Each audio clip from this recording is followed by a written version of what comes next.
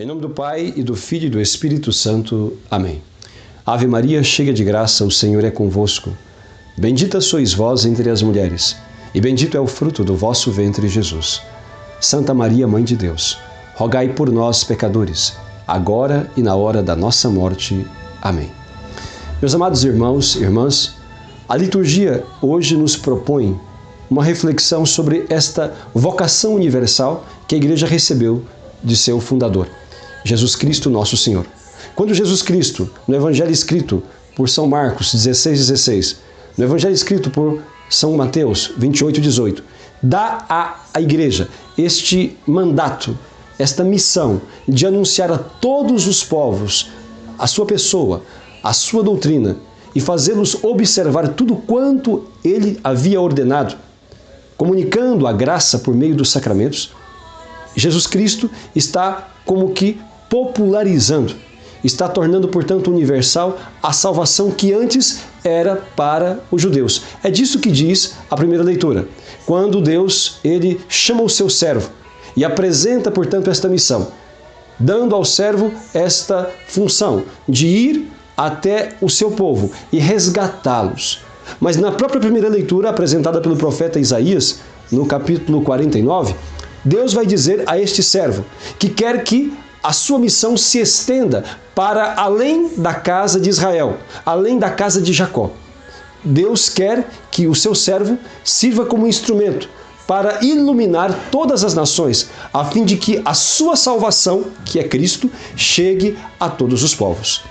E é justamente isto que vemos descrito no Evangelho de hoje. O Evangelho de hoje é de uma riqueza teológica, de uma riqueza espiritual realmente muito grande. É como que uma grande profissão, a descrição da grande profissão de fé do profeta João Batista. João Batista, ele apresenta Jesus aos seus discípulos e apresenta de uma forma completamente diferente. Não vai dizer, olha, este aqui é Jesus. Ele vai usar termos que fazem compreender qual é a missão, quem ele é e qual é a missão dele junto a cada um de nós. Jesus, falando com os seus discípulos, melhor dizendo, João Batista, falando com os seus discípulos, diz a respeito de Jesus: este é o Cordeiro de Deus que tira o pecado do mundo. Quando João Batista usa essa expressão, este é o Cordeiro de Deus, João Batista está fazendo reconhecer em Jesus Cristo aquele que deveria ser imolado para a salvação de toda a humanidade. Porque o que é um cordeiro? O que é um cordeiro? O cordeiro era um animal que servia como vítima nos sacrifícios expiatórios. Os cordeiros, os novilhos, serviam como vítimas e o sangue deles era recolhido e aspergido no povo, a fim de que o povo pudesse então ser purificado. Tratava-se de uma purificação ritual. Quando João Batista diz que Jesus é o Cordeiro de Deus, está indicando de que tipo de morte ele iria morrer. Ou seja, que ele iria ser imolado, sacrificado. E o seu sangue iria redimir toda a humanidade. Porque a palavra Jesus, como já indicava o anjo, por ocasião da aparição a Nossa Senhora, Jesus significa Deus salva. Então ele veio para salvar o seu povo. E João Batista não apenas manifesta a sua fé de que ele é o Messias descrito no Antigo Testamento, profetizado no Antigo Testamento, mas já também diz que este Messias seria um instrumento de Deus, através do qual toda a humanidade iria ser reconduzida ao coração do Pai, reconciliada, seria tornada digna, purificada pelo sangue do Salvador. E João Batista continua dizendo que aquele que o enviou a batizar na água, disse a ele que aquele sobre quem descesse e permanecesse o Espírito Santo, este seria o que iria batizar com o Espírito Santo. E João Batista diz, eu não o conhecia, aquele que eu ainda não conhecia. E aqui há uma observação que é curiosa. João Batista diz, aquele a quem eu não conhecia. Como é possível ele dizer isto? Se já quando era um bebê no seio de sua mãe, Jesus foi visitá-lo, quando Nossa Senhora foi servir Isabel, naquelas montanhas, por aquelas montanhas ali da Judéia.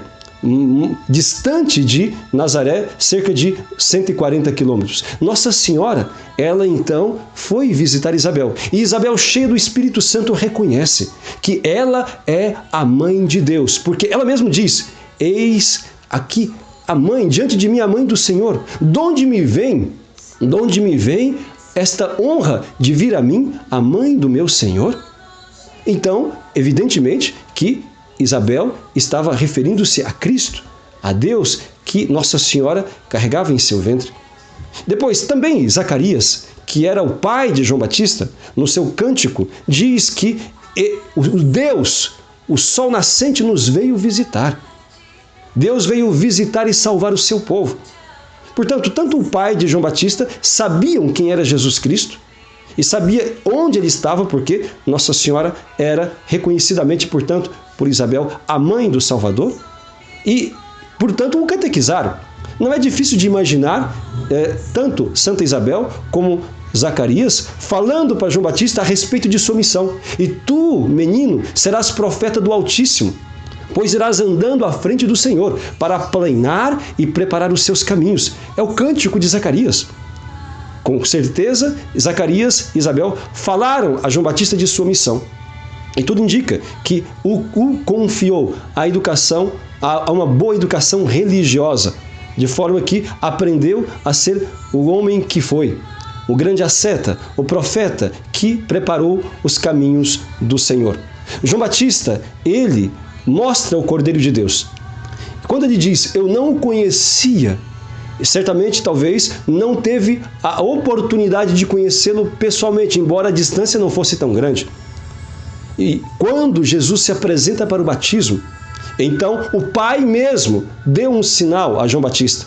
Aquele sobre quem vires descer o Espírito Santo, este é o meu filho bem amado, no qual coloquei toda a minha complacência.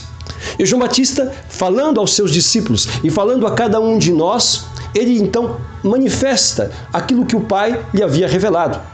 Aquele sobre quem descer o Espírito Santo, este é o Cristo. E São João Batista diz, eu vi e dou testemunho, este é o Filho de Deus. Aqui se manifesta, portanto, a fé do grande apóstolo, do grande profeta, melhor dizendo, a fé de São João Batista, na Santíssima Trindade, Deus que lhe envia, o Filho que é por ele batizado e o Espírito Santo que desce em forma de pomba e permanece em Cristo nosso Senhor. E a voz do Pai que diz, este é meu Filho amado, em quem pus todo o meu bem-querer. João Batista apresenta o Cristo aos seus apóstolos, fazendo com que eles compreendessem que as profecias do Antigo Testamento ali se realizavam. Aquelas profecias que previam a chegada do Messias, que salvaria o seu povo, em Cristo estavam sendo concretizadas. Meus amados irmãos e irmãs, como nós hoje necessitamos ouvir a voz do grande profeta, que nos apresenta mais uma vez o Cordeiro de Deus que tira o pecado do mundo. Se há algo que o mundo hoje necessita é conhecer Jesus Cristo, porque apesar de 2000 anos de pregação do Evangelho, Cristo continua sendo um ilustre desconhecido. Muito se fala dele, mas pouco se conhece a ele mesmo.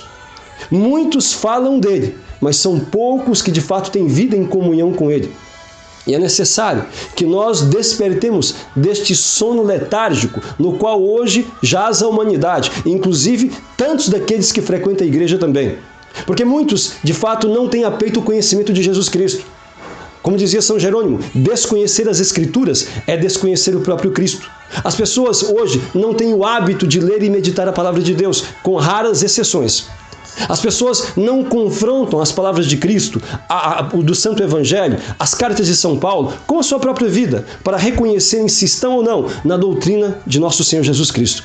Infelizmente, a grande parte do nosso povo, inclusive daqueles que frequentam a igreja, tem vivido de uma maneira enganosa, ou por desconhecimento, ou por perversidade, ou por desprezo à própria fé recebida, não sei. Mas grande parte do nosso povo não tem vivido na fé. Não tem vivido porque as suas obras assim o dizem, assim o manifestam. Aqueles que vivem no pecado não podem ter comunhão com Cristo.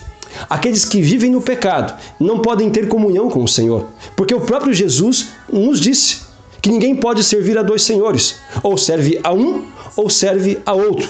É necessário que nós possamos, então, rever a nossa vida, confrontando-a com o Evangelho, com a pregação de nosso Senhor Jesus Cristo, com o ensinamento dos santos apóstolos, e verificar se nós estamos ou não caminhando na fé. Se nós estivermos no pecado, nós não temos comunhão com Deus. Portanto, aqui vai um alerta, vai ao mesmo tempo uma reflexão, vai aqui um exame de consciência. Se nós estivermos vivendo em pecado, nós não temos comunhão com Deus e, portanto, não temos parte com o Pai. Se nós estivermos numa situação de pecado, nós estamos separados de Deus. Nós estamos debaixo do domínio de Satanás, porque é isso que diz a palavra. Lá na carta escrita por São João, no capítulo 3, versículo 8, diz: todo aquele que peca é do diabo. Portanto, meus amados irmãos, ninguém pode se iludir. É preciso que as pessoas sejam despertadas e saiam desta ilusão, desta enganação, de que podem, ao mesmo tempo, acreditar em Deus e continuar no pecado. Se a pessoa está vivendo, por exemplo, se a pessoa está vivendo junto, sem ser casada, numa situação de adultério. Se a pessoa tem a sua esposa, mas não é fiel, o seu esposo, mas não é fiel. Se a pessoa tem um namoro escandaloso. Se a pessoa vive em falsas doutrinas, espiritismo, macumba, em falsas doutrinas. Se a pessoa, então, vive em vícios, seja de pornografia, seja em vícios de jogos, seja em vícios diversos. Se a pessoa tem ódio no seu coração, não ama o seu irmão. Se a pessoa, de fato, não tem a peito o conhecimento de Cristo e a vivência na comunhão com Ele, não pode ter, então, comunhão, parte com Ele. É necessário rever a própria vida, confrontando-a com o Evangelho e retornar à comunhão com Deus. Como fazemos isso? Através do arrependimento. Deus nos perdoa de todos os nossos pecados, desde que nós nos arrependamos deles e tenhamos a sinceridade de confessá-los com o sacerdote. A igreja, fundada por Cristo, como diz São Paulo na segunda leitura, a igreja, ela glorifica a Deus e ela comunica a verdade e a graça. Ela tem a responsabilidade, a missão de comunicar a verdade e a graça. Portanto, quando alguém, reconhecendo os seus pecados, se dirige ao sacerdote para confessar, terá os seus pecados perdoados, porque ali é aplicado o sangue de Cristo, do Cordeiro de Deus. Cada vez que nós, com sinceridade, confessamos os nossos pecados, o sangue de Cristo é derramado em nossas almas e nós somos libertos da maldição do pecado e do domínio de Satanás. E somos, de fato, purificados e tornados dignos da comunhão com Deus, voltando a esta unidade com o Senhor. É isto que Deus quer nos dizer hoje. Esta é a voz do profeta que ressoa hoje em nossas mentes, em nossos corações, em nossos ouvidos. Escutemos o que ele diz. Eis o Cordeiro de Deus que tira o pecado do mundo. Se você está separado de Deus, portanto, busque Jesus Cristo, busque a confissão e você retornará à comunhão com Ele. Jesus Cristo é o mesmo ontem, hoje e o será para sempre. Se nós nos arrependemos dos nossos pecados e os confessamos, Ele é Deus e poderoso o suficiente para nos libertar do pecado. O que não podemos fazer é pensar que teremos comunhão com Cristo sem renunciar ao pecado. Isto é impossível e, de fato, não se sustenta. Ninguém pode servir a dois senhores. Não há acordo entre Cristo e Belial. Não há acordo entre a luz e as trevas. Meus amados irmãos, escutemos a voz de Deus que nos fala pelo profeta. Jesus é o Cordeiro de Deus que tira o pecado do mundo. Confessemos-nos, voltemos à graça e perseveremos na comunhão com o Senhor, a fim de alcançarmos a felicidade e a salvação eterna. Louvado seja nosso Senhor Jesus Cristo.